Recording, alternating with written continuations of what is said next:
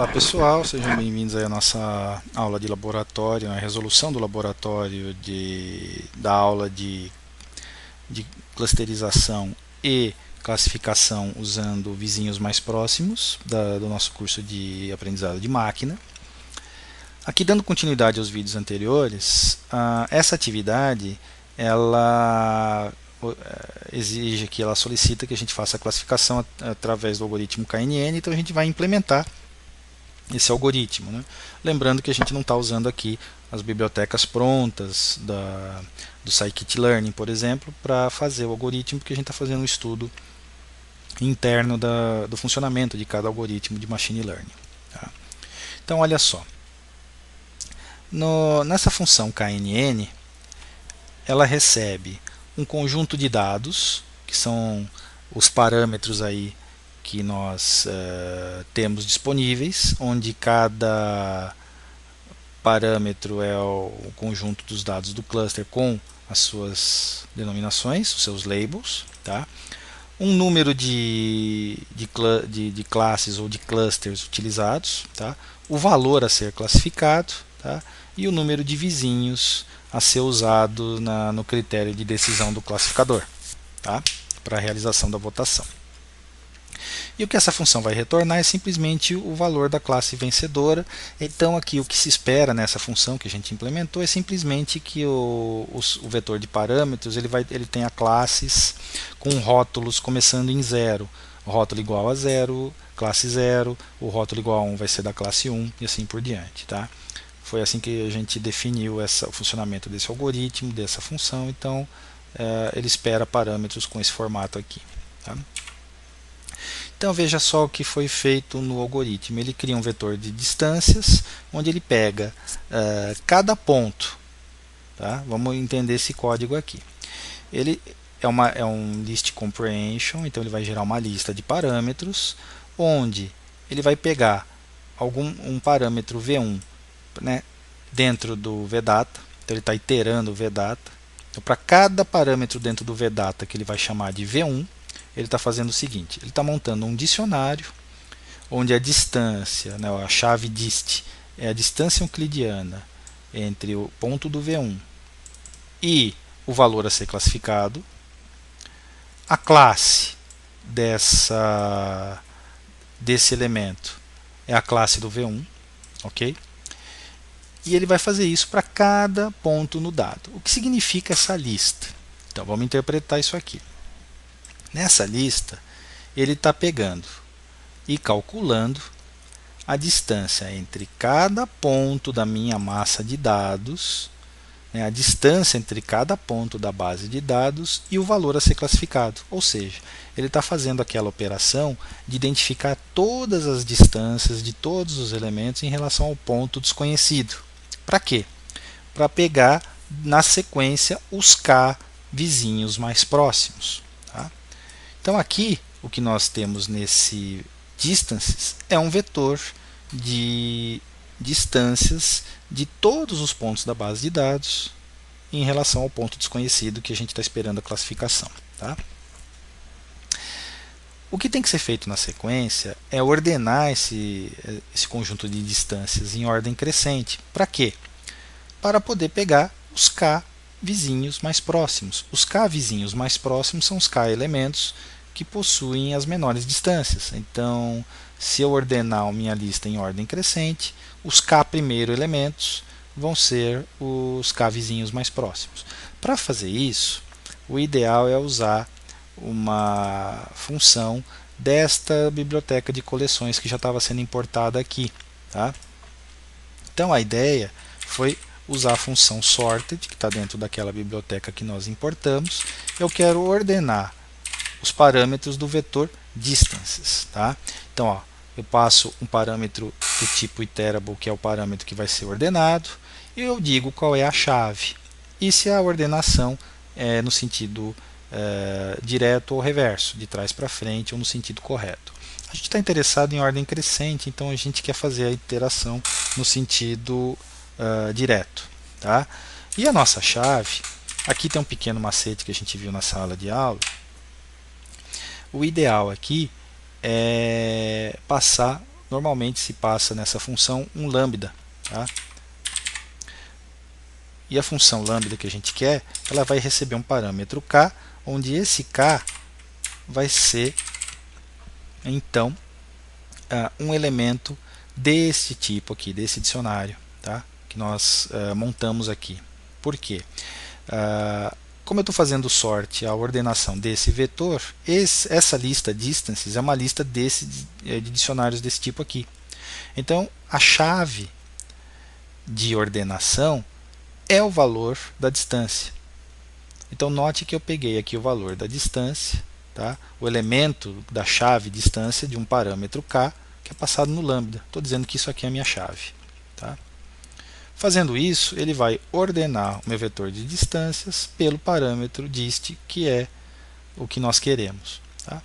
A partir desse vetor ordenado, eu simplesmente tenho que pegar o conjunto de k primeiros vizinhos, que aí para a gente serve, a gente pode fazer isso com um slice simples. Tá? K é o conjunto de vizinhos que foi passado. Então, se eu pegar um slice de 0 até k, eu estou pegando aí os meus k primeiros vizinhos. Tá? Então, para identificar e fazer a votação, eu criei um vetor de classes aqui zerado. Tá? Então, eu tenho n clusters, eu crio um array com essa mesma quantidade de zeros, isso é só uma inicialização. E aqui, vamos notar o que ele está fazendo. Para cada elemento P no meu conjunto de vizinhos selecionados, eu preciso simplesmente contabilizar a qual classe ele pertence. Tá? Então vamos lá. Como e aqui esse resultado dessa contagem faz parte dessa análise que nós colocamos aqui, ó, como cada classe começa em 0, a primeira classe é classe 0, a segunda é classe 1, a terceira é classe 2, assim por diante, a gente pode usar esse identificador de classe para indexar o vetor. Então, esse nosso vetor de vclasses, ele pode ser contabilizado da seguinte forma. A posição que corresponde a um determinado class ID, tá? Lembrando que o class ID a gente só encontra a classe dentro desse elemento P. Lembrando que o elemento P veio desse vetor de distâncias, que é um dicionário. Então a gente tem, na verdade, esse vclasses é um dicionário desse tipo aqui, ó. Então a chave é o class. Então para cada class ID, tá? Da variável P.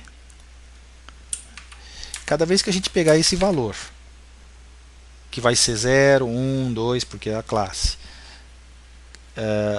a gente for contabilizando, a gente vai ter aí um número de valores diferentes para cada posição desse array, correspondendo ao número de vizinhos mais próximos. Tá?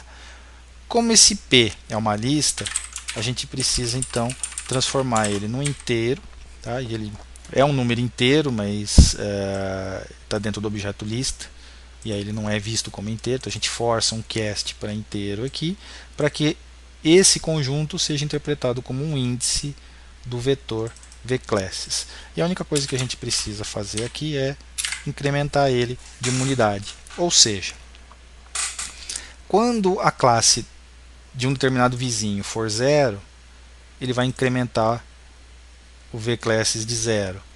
Quando o próximo vizinho for da classe 1, ele incrementa o vclasses de 1. Tá? E ele vai fazer isso para todos os vizinhos selecionados, ou seja, um desses daqui, o vclasses de 0, ou de 1, ou de 2, etc., vai ter um número maior do que os demais. Tá? Então, o que a gente precisa fazer na sequência é simplesmente retornar a posição do vclasses, que é o índice dele, que corresponde ao maior valor, lembrando que a gente quer o maior número de vizinhos. E por que a gente está retornando o índice? Porque nesse caso, como o índice desse vetor também começa em 0 e corresponde a cada uma das classes, né, a gente tem uma amarração entre o índice desse vetor e o valor da classe. O índice 0 é classe 0, o índice 1 é classe 1 e assim por diante. Isso foi só uma forma da gente montar essa semântica aqui para não ter que ficar fazendo mais condições entre as classes. Tá? E aí o que esse algoritmo está fazendo é simplesmente a implementação do KNN para o nosso problema. Tá? Então olha só, nesse exemplo aqui, que foi o exemplo de aplicação, a gente tinha um conjuntinho de dados, tá? Para avaliar aí se uma pessoa de 43 anos que solicitou um empréstimo de 60 mil vai realizar o pagamento ou não. Tá? Onde a classe 0 significa vai pagar e a classe 1 significa que ele não vai pagar. A estrutura dos dados desse array, ele mostra a idade e o valor do empréstimo em milhares de dólares, tá? Que foi da onde veio o exemplo. E o terceiro parâmetro é se ele vai pagar ou não. Então vamos só analisar o conjuntinho dos dados para a gente poder fazer a chamada aqui embaixo do KNN. Cada conjunto de dados, então, ele tem a gente precisa notar, inclusive, que cada conjunto de dados já está naquele formato de dicionário que o KNN espera, tá? Que está aqui a descrição, inclusive na documentação que a gente construiu. Então a gente pegou uma pessoa de 25 anos que pegou um empréstimo de 40 mil dólares e ela fez o pagamento. Depois nós temos uma outra pessoa de 35 anos que pegou 60 mil dólares e fez o pagamento. E assim por diante. Tá? E aí nós temos aqui exemplos, uma pessoa de 23 anos que pegou emprestado 95 mil dólares e não fez o pagamento, né? Ficou inadimplente. Tá? Então nós montamos aí a nossa base de dados e com essa base de dados nós vamos então fazer a seguinte pergunta para o algoritmo de KNN. Uma pessoa de 43 anos que pegar 60 mil emprestado, ela vai pagar ou não? Isso vai depender da quantidade de vizinhos mais próximos que nós vamos escolher. Tá? Primeiro, nós temos que colocar aí os parâmetros do nosso algoritmo. Então a gente pode, por exemplo, definir o nosso parâmetro número de classes ou número de clusters que nós usamos, 2. Né? Nós temos um cluster 0 e um cluster ID 1. Note que nós temos a identificação dos clusters, por isso que o KNN é um algoritmo supervisionado. Tá? Então, o valor a ser utilizado é 43 anos. Então, nós temos que criar um NP Array, ok? Seguindo a mesma semântica, primeiro a idade e depois o empréstimo. Tá? Então, é uma pessoa de 43 anos que vai pegar 60 mil dólares. Tá? Lembrando que a gente já está colocando o valor só do empréstimo, já levando em conta que é em milhares de dólares. Ok? Então a gente tem aqui o nosso NP Array e a gente pode definir aí a quantidade de vizinhos, tá? Que pode ser, por exemplo, 3. Né? Vamos lembrando aí da aula teórica, é um número muito baixo como 1 pode deixar o sistema instável ou sujeito a outliers. Tá? Ele pode não ficar muito bom na classificação. E números muito altos também não são desejáveis, porque tornam aí também o sistema muito sensível. E a gente tem que buscar um número ímpar. Tá? Então, quantidade de vizinhos ideal para começar pode ser 3, depois a gente vai aumentando aí 5, 7 e assim por diante. Tá? O que nós fazemos a seguir é chamar a nossa função KNN. Tá? Lembrando aí que a KNN, tá? Ela recebe os seguintes parâmetros. Ó. O nosso vetor de dados, que já está montado ali em cima, então é o dicionário de dados que nós temos. O número de classes. Nós temos também que colocar o valor a ser classificado, que nós colocamos na variável value. Tá? E a quantidade de vizinhos, que é o nosso K. Tá? E a gente passa como parâmetro. Lembrando que a gente recebe o índice ou a classe ganhadora. Né? E essa classe ganhadora, no nosso caso, nesse exemplo aqui, vai ser 0 ou 1. Tá? Ao executar o algoritmo, deu um pequeno probleminha. Nós não usamos a variável nClasses e sim a variável number of classes. Tá? ao executar o algoritmo, ó, note que ele jogou na saída 0, significa que esse algoritmo com 3 vizinhos definiu que este perfil está mais bem localizado dentro desse cluster do que desse, dizendo que a tendência é que ele vai pagar. Tá? Se nós mudarmos esse valor, nós podemos obter, ó, o mesmo classificador ou valores diferentes. Tá? Perceba que, pelo posicionamento dos dados, a tendência é ele se manter na mesma classe. Tá? Se a gente colocar um valor muito alto que ultrapasse a quantidade de pontos, aí o sistema vai falhar mesmo. Tá? Então, assim, ó, testando para alguns valores diferentes, a gente percebe que a tendência do classificador é manter na classe 0, mas se a gente observar aqui, ó, eu coloquei agora um vizinho, com um vizinho ele jogou o meu resultado na classe 1. Tá? Ou seja, deve ter algum desses pontos aqui muito próximo desse. Porém, a maior parte dos vizinhos desse ponto pertencem a esse cluster. Tá? Tanto é que a hora que a gente coloca outros valores de K, ele mantém sempre a mesma classificação. Tá? E é por isso que eu tinha comentado que a gente tem que testar para vários valores de K. Ó. Depois de testar para um conjunto maior de valores de K, a tendência é que esse valor seja melhor classificado como sendo da classe 0. Tá? Por isso que não é recomendável colocar 1. Tá? Ele pegou simplesmente um vizinho mais próximo e atribuiu aquela classe. E talvez esse vizinho mais próximo desta classe seja só um desses elementos aqui numa região de fronteira do cluster. Tá? Então, basta a gente aumentar o número de vizinhos, que a interferência desse elemento de fronteira é minimizada. Ok? E esse daqui, ó, pessoal, é basicamente a ideia do funcionamento do algoritmo KNN, que serve para fazer classificação dos dados, também usando critério de distância. Tá? Então, nessa aula de laboratório eu vou ficando por aqui.